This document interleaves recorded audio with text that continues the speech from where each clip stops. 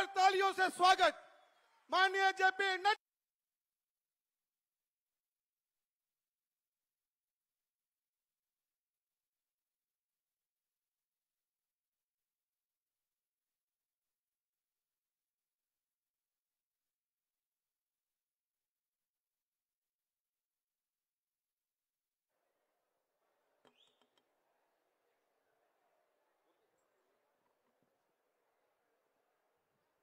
बोलिए भारत माता की, भारत माता की, भारत माता की। आज के इस चुनावी सभा में मंच पर उपस्थित हम सबके प्रिय और लोकप्रिय प्रत्याशी, आप सबके जाने माने हमारे शख्सियत सम्मानीय श्यामलाल शर्मा जी, हमारे कार्यकारी अध्यक्ष श्री सत शर्मा जी, हमारे जिला के अध्यक्ष श्री ओमी खजूरिया जी, हमारे मंच संचालक और महामंत्री अजय जी, हमारी कॉरपोरेटर श्रीमती रेखा मनहास जी, शक्ति परिहार जी पूर्व मंत्री, हमारे रवीश मैंगी जी, सुरेश खजूरिया जी, राकेश सिंह जी, सभी मंडल अध्यक्ष, सम्मानित मंच और यहां इतनी बड़ी संख्या में इतने जोश के साथ एकत्र आए देवियों और सज्जनों, कार्यकर्ता बंधुओं और मीडिया के मेरे साथी, प्रिंट मीडिया और इलेक्ट्रॉनिक मीडिया के मेरे साथी, मुझे आज इस चुनावी सभा में आने का सौभाग्य मिला है। सबसे पहले तो जब मैं इस जम्मू की धरती पर आया हूं तो मैं मां वैष्णव देवी को नमस्कार करते हुए, नमन करते हुए अपनी बात को प्रारंभ करता हूं। मैं आराध्य देव हमारे रघुनाथ जी को भी नमन करता हूं और उनसे आशीर्वाद लेकर के अपनी बात को प्रारंभ करता हूं। मित्रों, जम्मू का और भारतीय जनता पार्टी का बहुत गहरा रिश्ता है, बहुत गहरा रिश्ता है। अगर मैं इसको याद करूं तो मैं ये गौरव के साथ और गर्व के साथ कह सकता हूं कि जिन्हें हम शेरे डुग्गर के रूप से जानते हैं, पंडित प्रेमनाथ डोगरा जी को, पंडित प्रेमनाथ डोगरा जी हमारे भारतीय जनसंघ के प्रथम लोगों में वो थे जो राष्ट्रीय अध्यक्ष के रूप में जिन्होंने काम किया। ये हमारा जम्मू से गहरा रिश्ता है। और अगर हम याद करें तो श्यामा प्रसाद मुखर्जी का जम्मू के साथ तो अटूट रिश्ता और भारतीय जनसंघ का और भारतीय जनता पार्टी का अटूट रिश्ता, वो हम कभी भुलाए नहीं भूल सकते। जो व्यक्ति हमारे प्रथम जनसंघ के अध्यक्ष बने, जिन्होंने नेहरू की कैबिनेट से त्याग पत्र देकर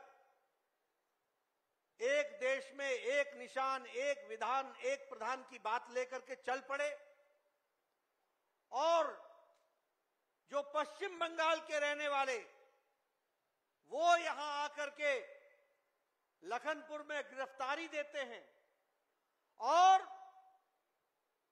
श्रीनगर, जम्मू कश्मीर ये भारत का अभिन्न अंग है, रहेगा और हमेशा रहेगा, इस बात के लिए बलिदान देने वाले श्यामा प्रसाद मुखर्जी ने अपना बलिदान श्रीनगर की जेल में दिया। और मुझे आज ये यहां आता हूं तो मुझे ये एहसास होता है कि आप लोगों की ताकत से 2014 में जब नरेंद्र मोदी जी भारत के यशस्वी प्रधानमंत्री बने और जब 2019 में आपने दोबारा उनको भारत का प्रधानमंत्री बनाया, इच्छा शक्ति ने और अमित शाह की रणनीति ने धारा 370 को धाराशाही कर दिया और संवैधानिक दृष्टि से जम्मू कश्मीर को एकीकृत कर दिया। यह काम किसी और ने नहीं किया, भारत के यशस्वी प्रधानमंत्री नरेंद्र मोदी जी ने किया। मैं आपको जब ये जम्मू के साथ अटूट रिश्ता याद दिला रहा हूं तो बहुत से लोग हमारे हैं जिनको याद होगा 1992 में 1992 में मुरली मनोहर जोशी जी के साथ भारत के यशस्वी प्रधानमंत्री नरेंद्र मोदी आए थे। श्रीनगर में 26 जनवरी को झंडा फहराया था और उसी दिन शाम को आकर के जम्मू के परेड ग्राउंड में यह कहा था कि हम धारा 370 को समाप्त करेंगे। आज ये हम सबके लिए कितनी खुशी का विषय है कि धारा 370 समाप्त हो चुकी है और आज हम एकीकृत तरीके से संविधान की दृष्टि से एक विधान, एक निशान, एक प्रधान, इसके तहत चुनाव हो रहा है। इसको भी हमको ध्यान में रखना चाहिए। मैं यहां आया करता था, मैं याद इसलिए आपको दिला रहा हूं क्योंकि चुनाव के ये मुद्दे हैं। मुझे याद है मैं 2010-11 में आया था नितिन गडकरी जी के साथ। यहां 3 दिन हमारी कार्यकारिणी चली थी और मुझे उस समय जम्मू कश्मीर की समस्या का निवारण करने के लिए एक समिति में आने का मौका दिया गया था। मैं यहां आया था, सच शर्मा के साथ मैं पुंछ गया, राजौरी गया, डोडा गया, किश्तवाड़ गया, सारे इलाके घूमे, लोगों का दुख दर्द समझा और जो बॉर्डर पर रहने वाले लोग हैं उनकी तकलीफों को समझने का प्रयास किया। मुझे जानकर आश्चर्य हुआ कि यहां पहाड़ी लोगों को रिजर्वेशन नाम की चीज नहीं है। हमें आश्चर्य हुआ कि यहां पर कोई ट्राइबल सीट नहीं है। हमारे गुर्जर भाई इतनी बड़ी संख्या में हैं, लेकिन यहां कोई ट्राइबल सीट नहीं है। मुझे आश्चर्य हुआ यह जानकर कि जम्मू कश्मीर में हमारा वाल्मीकि भाई वह सिर्फ सफाई कर्मचारी के रूप में काम कर सकता है, उससे आगे उसकी पढ़ाई नहीं हो सकती, उसको सरकारी नौकरी नहीं मिल सकती, वह स्टेट सब्जेक्ट नहीं हो सकता, वह सिर्फ यहां पर सफाई कर्मचारी के रूप में काम कर सकता है। मुझे आश्चर्य हुआ कि जो सन 47, सन 50 में जो लोग वेस्ट पाकिस्तान से आए थे उनको यहां पर वोट देने का अधिकार नहीं था। मनमोहन सिंह पाकिस्तान से आकर के प्रधानमंत्री बन गए, आडवाणी जी हमारे उप प्रधानमंत्री बन गए, लेकिन जम्मू कश्मीर में आया हुआ व्यक्ति वह विधानसभा में वोट भी नहीं डाल सकता था। लेकिन यह भारतीय जनता पार्टी थी, यह भारतीय जनसंघ था जिसने कहा था एक देश में 2 निशान, 2 विधान, 2 प्रधान नहीं चलेंगे। और उस संकल्प को पूरा करने का काम मोदी जी ने किया। आज जब चुनाव हो रहा है तो हमारा गुर्जर भाई ट्राइबल सीट से लड़ रहा है, हमारा पहाड़ी भाई उसको आरक्षण मिल गया है। आज हमारा वाल्मीकि भाई, उसका बच्चा मेडिकल कॉलेज में पढ़ सकता है, उसका बच्चा इंजीनियरिंग कॉलेज में पढ़ सकता है और वह जम्मू कश्मीर में सरकारी नौकरी कर सकता है। इस बात का प्रमाण दिया गया। इसीलिए मित्रों, मैं ये आपके सामने बताना चाहता हूं कि किस तरीके से परिवर्तन आया है और भारतीय जनता पार्टी का जम्मू कश्मीर के साथ अटूट रिश्ता है और जम्मू कश्मीर को एकीकृत संवैधानिक दृष्टि से करने का काम किसी और ने नहीं किया। वो किया तो हमारे प्रधानमंत्री मोदी जी ने किया और अमित शाह की रणनीति ने किया। यह हमको ध्यान रखना है। आज आप बताइए, ये 3 शाही परिवारों ने कश्मीर का नुकसान किया कि नहीं किया? जरा जोर से बोलो, मैं ऊंचा सुनता हूं। किया कि नहीं किया? आप बताइए, इन परिवारों ने भ्रष्टाचार की होड़ मचाई कि नहीं मचाई? हर तरीके से भ्रष्टाचार किया कि नहीं किया? बैंक घोटाले हुए कि नहीं हुए? आप बताइए, क्रिकेट एसोसिएशन में घोटाला हुआ कि नहीं हुआ? आप बताइए, बिजली में, सड़क में, सारे कामों में घोटाला हुआ कि नहीं हुआ? ये कांग्रेस की देन, ये शाही परिवारों की देन, और यही काम ये करते करते अभी भी बाज नहीं आ रहे हैं, अभी भी बाज नहीं आ रहे हैं। ये चाहते हैं कि 1990 की तरह के दिन फिर से आ जाएं। क्या कहते हैं? एलओसी पर हम फिर से व्यापार शुरू करेंगे। आपको मालूम है ना एलओसी में कैसा व्यापार हो रहा था? आपको मालूम है ना कि कैसे बारूद आ रहे थे, कैसे असला आ रहा था? व्यापार के नाम पर आतंकवाद आ रहा था कि नहीं आ रहा था? बोलो, एलओसी पर व्यापार शुरू होना है क्या? होना है क्या? आप मोदी जी के नेतृत्व में आज जब आतंकवाद पर काबू पाया गया है, जब आतंकवाद की घटनाएं घटी हैं, किसी भी आतंकवादी की जिंदगी 1 हफ्ता से ज्यादा नहीं है। जैसे वो आतंकवादी घोषित होता है, 1 हफ्ते के अंदर वो आतंकवादी इस धरती को छोड़ करके चला जाता है। यह परिस्थिति आकर के खड़ी है। और ये लोग उनके साथ गलबाइयां करने की कोशिश कर रहे हैं। व्यापार फिर से शुरू करेंगे। बोलो, इन्होंने बोला कि नहीं बोला कि आतंकवादियों को जेल से छुड़ा देंगे? छुड़ाना है क्या? जरा जोर से बोलो, छुड़ाना है क्या? शांति चाहिए ना? अगर शांति चाहिए तो श्यामलाल चाहिए।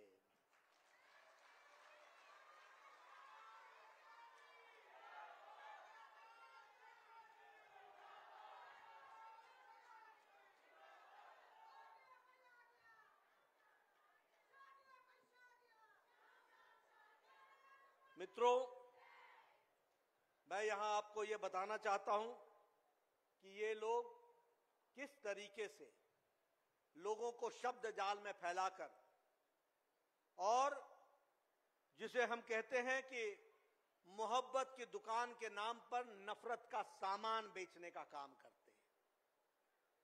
ये लोग एक जाति को दूसरी जाति से लड़ाने का काम करते हैं, एक समुदाय को दूसरे समुदाय से लड़ाने का काम करते हैं, और समाज को बांट करके ये अपना उल्लू सीधा करते हैं, अपना लक्ष्य को हासिल करने का काम करते हैं। इस तरीके से इन्होंने काम को चलाया है। इसलिए मित्रों, मैं आपको यह बताना चाहता हूं कि ये जितनी भी गैर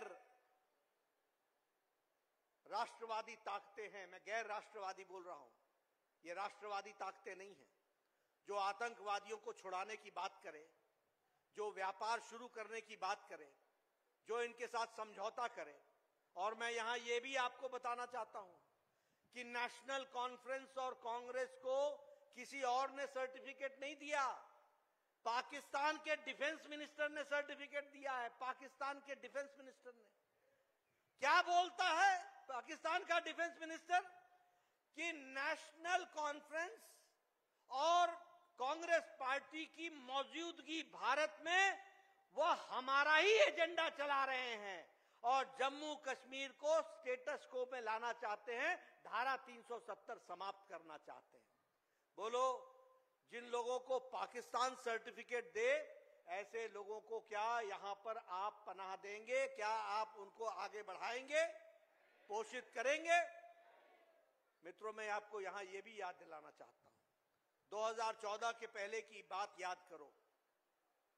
मुझे याद है जब परेड ग्राउंड में, नहीं, वो परेड ग्राउंड के बगल में जो स्टेडियम है, वहां पर जब मोदी जी आए थे, उस स्टेडियम में जब सारा स्टेडियम भरा हुआ था, उस समय आप सब लोगों ने प्रधानमंत्री बनाने का संकल्प मोदी जी को लिया था।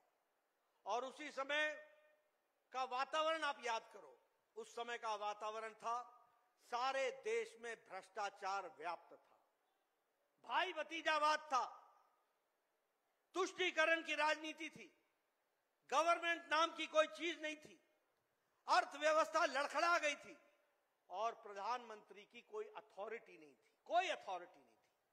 जब आपने उस यूपीए की सरकार को धक्का मार करके प्रधानमंत्री मोदी जी को आपने सरकार में बैठाया था, आज हम गौरव के साथ कह सकते हैं, बताइए मोदी जी के नेतृत्व में देश आगे बढ़ा कि नहीं बढ़ा? भ्रष्टाचार समाप्त हुआ कि नहीं हुआ? भ्रष्टाचारियों पर लगाम लगा कि नहीं लगा? भ्रष्टाचारियों को जेल में डाला कि नहीं डाला? तुष्टीकरण की राजनीति समाप्त की कि नहीं की? और प्रो पीपल सरकार बनाई कि नहीं बनाई? पूरी कोशिश हुई है कि देश को परिवर्तित किया जाए, देश को आगे बढ़ाया जाए, देश के लोगों की चिंता की जाए। और इसी के साथ साथ मैं यहां आपको बताने आया हूं, आपको जानकर खुशी होगी। देखो, अब मैं आपसे पूछता हूं, ये चुनाव का माहौल है, आपने चुनाव में श्यामलाल जी को वोट देना है, लेकिन सिर्फ श्यामलाल जी को वोट इसलिए नहीं देना है कि वो हमारे नजदीकी हैं, इसलिए नहीं देना है कि वो कमल के निशान पर हैं, इसलिए नहीं देना है कि वह भारतीय जनता पार्टी के हैं। आपने श्यामलाल शर्मा जी को वोट इसलिए देना कि जम्मू का हित श्यामलाल शर्मा जी के साथ जुड़ा हुआ है, इस बात को हमको समझना है। आज मैं आया, यहां आ रहा था, मैं पहले भी आया था और आता रहता था। सत शर्मा जानते हैं कि एयरपोर्ट से या रेलवे स्टेशन से यहां आने में मुझे 1.25 घंटा लगता था, 1.25 घंटा। कभी सड़कें, कभी जाम। आज इन्होंने मेरे को लाए हैं, मेरे को पता ही नहीं चला कि तवी कब, नदी कब क्रॉस हो गई, कौन से फ्लाईओवर पर चढ़ा, कौन से फ्लाईओवर से उतरा और कौन से एलिवेटेड रोड पर चढ़ा। और यहां जब वो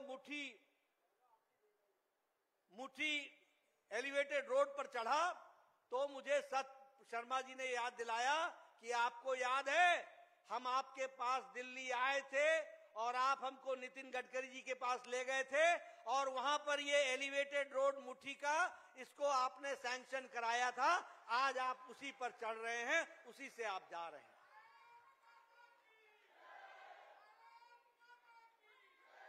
इसलिए सड़कों का जाल बिछ गया। आपको सिर्फ बताना चाहता हूं, 1800 किलोमीटर जम्मू कश्मीर में नेशनल हाईवे बना है, 1800 किलोमीटर। और सारे देश में 1,50,000 किलोमीटर की सड़क बनी है। आपका दिल्ली कटरा एक्सप्रेसवे, आपका जम्मू पुंछ हाईवे, आपका चिनानी नशारी टनल, आपका बनिहाल क्वाजीगंज टनल, आपका जोजिला टनल, ये सारे टनल बन करके तैयार हो रहे हैं और इसके लिए काम चला हुआ है। आपको जानकर के खुशी होगी कि ग्रामीण सड़कें, गांव-गांव में सड़क पहुंचाई गई है। गांव-गांव में ग्रामीण सड़कों की अगर मैं बात करूं तो सारे जम्मू में 19,000 किलोमीटर की सड़क बनी है और 2,300 गांव को सड़क से, पक्की सड़क से जोड़ दिया गया है, ऑल वेदर रोड बना दिया गया। और आपको जानकर के खुशी होगी और आश्चर्य भी होगा, एक समय में भारत का डिफेंस मिनिस्टर यूपीए का AK एंटनी कहता था कि मैं बॉर्डर में सड़क इसलिए नहीं बना रहा हूं क्योंकि दुश्मनों को आने का रास्ता का सहूलियत हो जाएगी। देखो सोच क्या थी। और आज आपको जानकर खुशी होगी कि 6,800 बॉर्डर रोड बने, किलोमीटर की बॉर्डर रोड बनी है और 443 किलोमीटर का बॉर्डर रोड 2023 में BRO ने बना करके दिया है। ये बदलता हुआ आज हमको जम्मू कश्मीर दिख रहा है। आप बताइए, ये जम्मू कश्मीर, उधमपुर, बारामुल्ला और ये हमारा रेल लिंक बना कि नहीं बना? बन रहा है कि नहीं बन रहा है? श्रीनगर तक लिंक हो रहा है कि नहीं हो रहा है? आप बताइए, उसी तरीके से कटरा के लिए वंदे भारत ट्रेन चल पड़ी कि नहीं चल पड़ी? कभी सोचा था? आज कश्मीर से कन्याकुमारी, इसको सही अर्थ में किसी ने पूरा किया है तो प्रधानमंत्री नरेंद्र मोदी जी ने किया है।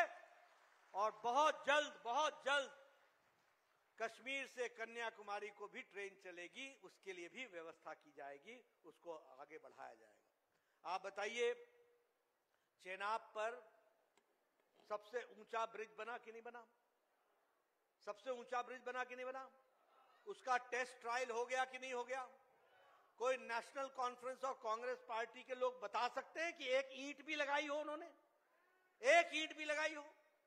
ये चेनाब का ब्रिज अटल जी ने मंजूर किया था और ये कांग्रेस के लोगों ने और ये नेशनल कॉन्फ्रेंस के लोगों ने इस फाइल को दबा दिया था।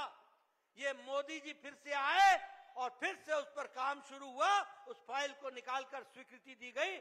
आज एशिया का सबसे ऊंचा ब्रिज बन करके ताज की तरीके से खड़ा है, तो वो चेनाब पर ब्रिज खड़ा है, उसको भी हमको समझना चाहिए। आप बताइए, Indian institute of management Jammu में आया कि नहीं आया? आप बताइए, all India institute of medical sciences Jammu में आया कि नहीं आया? आप बताइए, all India institute of medical sciences Srinagar में आया कि नहीं आया? ये अकेला प्रदेश है जहां दो all India institute of medical sciences है। आप बताइए, IIT Indian institute of technology Jammu में आया कि नहीं आया? आप बताइए, मेडिकल कॉलेज 12 मेडिकल कॉलेज बने कि नहीं बने? आपको जानकर खुशी होगी कि यहां मेडिकल की सीट्स 500 हुआ करती थी, आज 2000 मेडिकल सीट्स हैं और आने वाले समय में यह 2500 तक पहुंचेगी। इसको भी आपको ध्यान में रखना पड़ेगा। इस तरीके से विकास के काम को। जब मैं जम्मू में आया हूं तो मैं बताना चाहूंगा मित्रों, ये यूपीए की सरकार पाकिस्तान से डरकर शाहपुर कंडी के प्रोजेक्ट पर हाथ नहीं डालती थी। पाकिस्तान नाराज हो जाएगा। पानी हमारा, इलाका हमारा, डैम हमारा और पाकिस्तान से नाराजगी की चिंता। आज शाहपुर कंडी का प्रोजेक्ट, उस पर काम चल रहा है और जम्मू के कोने कोने तक पानी पहुंचाने का काम पूरा होगा। उसको भी हमको ध्यान में रखना चाहिए। हजारों हेक्टेयर की जमीन को हम सींचेंगे। इसके साथ साथ ये Pakal Dul hydro project, Kiru hydro project, Ratle hydro project, Kwar hydro project, इन सब पर काम चल रहा है और यहां पर बिजली भी मिलेगी और रोजगार के लिए नौजवानों को रोजगार भी मिलेगा। इस तरीके से व्यवस्था की जा रही है। इसलिए आप वोट कमल के निशान को सिर्फ कमल के निशान के कारण नहीं दे रहे हैं, आप वोट श्यामलाल शर्मा जी को इसलिए दे रहे हैं क्योंकि आपका हित, जम्मू का हित उससे जुड़ा हुआ है और उसको हमको ध्यान में रखना पड़ेगा। मित्रों, आपको जानकर इस बात की भी खुशी होगी कि आज भारत जो 11वें नंबर की अर्थव्यवस्था थी, 11वें नंबर पर हम खड़े थे मोदी जी के नेतृत्व में। देखिए, कोरोना के बाद अमेरिका की अर्थव्यवस्था लड़खड़ा गई, यूरोप की अर्थव्यवस्था लड़खड़ा गई, जापान की अर्थव्यवस्था लड़खड़ा गई, चीन की अर्थव्यवस्था लड़खड़ा गई, जर्मनी की अर्थव्यवस्था लड़खड़ा गई, लेकिन भारत की अर्थव्यवस्था ब्राइट स्पॉट की तरीके से चमकता हुआ मोदी जी के नेतृत्व में आगे बढ़ा और भारत जो 11वें नंबर पर खड़ा था, उसने लंबी छलांग लगाकर आज भारत 5वें नंबर की अर्थव्यवस्था बन गई। 3.7 से ज्यादा ट्रिलियन डॉलर का हमारी इकोनॉमी बन गई। और आपने मोदी जी को तीसरी बार चुनाव जिताया है। आपने तीसरी बार मोदी जी को चुनाव जिताया है। तीसरी बार में भारत बहुत जल्द मोदी जी के नेतृत्व में तीसरी अर्थव्यवस्था बन जाएगी, दुनिया की तीसरी अर्थव्यवस्था बन जाएगी। बोलो, बनाना है कि नहीं बनाना है? जम्मू कश्मीर को आगे लाना है कि नहीं लाना है? लाना है तो श्यामलाल शर्मा को लाना है, इसकी आपको चिंता करनी पड़ेगी। आज हम स्टील में चौथे नंबर से दूसरे नंबर पर आ गए। ये जो अनपढ़ कांग्रेसी हैं, इनको कोई पता नहीं, कोई जानकारी नहीं। महंगाई है, महंगाई है, महंगाई है, बेरोजगारी है। आपको मालूम है भारत दुनिया में ऑटोमोबाइल के मार्केट में, ऑटोमोबाइल इंडस्ट्री की मार्केट में तीसरे नंबर पर पहुंच गया, जापान को पछाड़ करके। लोगों ने गाड़ियां, अब लोगों के जेब में पैसा नहीं होगा तो गाड़ी कहां से खरीदेंगे? लोगों के जेब में पैसा नहीं होगा तो मोटरसाइकिल कहां से खरीदेंगे? ये इकोनॉमी का डेवलपमेंट तब होता है जब लोगों के पॉकेट में पैसा होता है। आज हम तीसरे नंबर के ऑटोमोबाइल मार्केट बन गए। आप लोगों के हाथ में मोबाइल है। आप बताइए 10 साल पहले आपके मोबाइल पे लिखा होता था मेड इन चाइना, आपके मोबाइल पे लिखा होता था मेड इन ताइवान, आपके मोबाइल पर लिखा होता था मेड इन जापान, आपके मोबाइल पर लिखा होता था मेड इन इंडोनेशिया। आज आपके मोबाइल निकाल करके देखो, एप्पल पर भी लिखा है मेड इन इंडिया।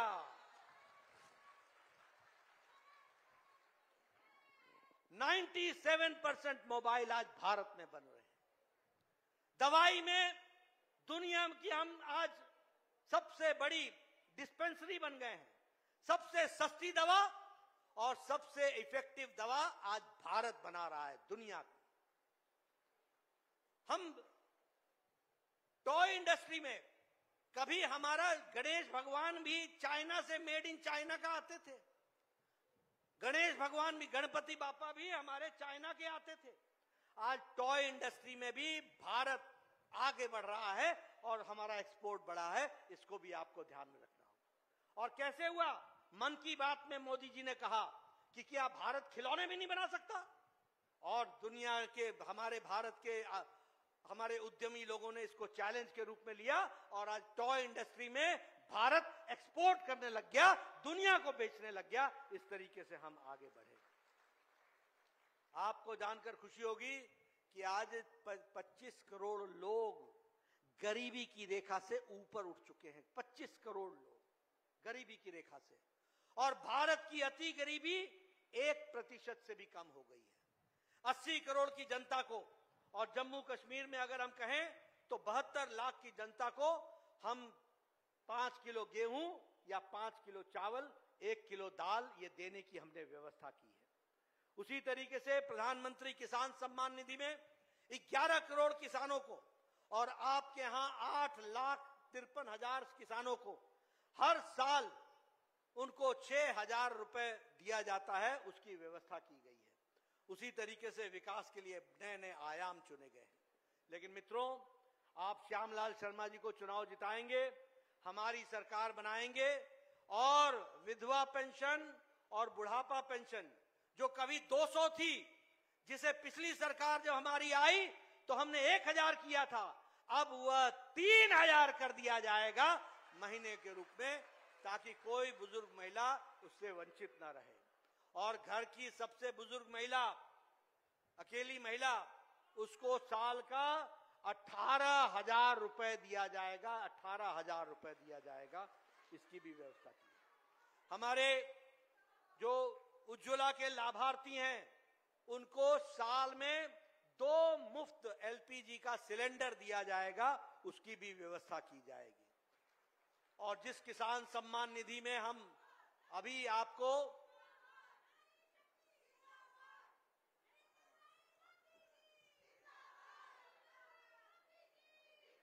और जो हमने आपको किसान सम्मान निधि में 6,000 रुपए देने का वायदा किया है और दे रहे हैं, अब उसको 10,000 रुपए कर दिया जाएगा और उसको बढ़ा दिया जाएगा। उसी तरीके से कृषि के उपकरणों के लिए, खाद के लिए 50% की राहत उसमें भी दी जाएगी, उसकी भी व्यवस्था की जाएगी। पंडित प्रेमनाथ डोगरा रोजगार योजना के तहत 5 लाख लोगों को रोजगार के अवसर पैदा करके देंगे, उसको भी हम बढ़ाएंगे। बच्चों को पढ़ने के लिए स्कूल में उनको आईपैड, टैबलेट, उसकी भी व्यवस्था की जाएगी और उसको दिया जाएगा। जो भूमिहीन हैं, उनको अटल आवास योजना के तहत उनको 5 मरले की जमीन मुफ्त दी जाएगी, उसकी भी व्यवस्था की जाएगी ताकि उनको दिया जाए। हमारे मंदिरों को पुनर्निर्माण के लिए और पुनरुद्धार के लिए, उसके लिए भी आर्थिक सहायता देकर के उनका पुनर्निर्माण किया जाएगा और उनका पुनरुद्धार किया जाएगा, उसको बढ़ाया जाएगा। जिस नीलम के खदानों पर रोक लगी थी उसको फिर से शुरू किया जाएगा, जिससे व्यापार भी बढ़ेगा और जम्मू का आमदनी भी बढ़ेगी कश्मीर की, और इसके साथ साथ रोजगार भी मिलेगा, इसकी व्यवस्था की जाएगी इस तरह। और आज आपने एलिवेटेड रोड देखा है, आज आपने हाईवेज देखे हैं, आज आपने फ्लाईओवर देखे हैं। अगली बार जब हम चुनाव में आएंगे, आप हमारी सरकार बनाएंगे, श्यामलाल जी को जिताएंगे। आप जब मैं अगली बार चुनाव में आऊंगा तो आप तवी पर रिवर फ्रंट देखेंगे और तवी को रिवर फ्रंट के साथ जुड़ता हुआ आप देखेंगे।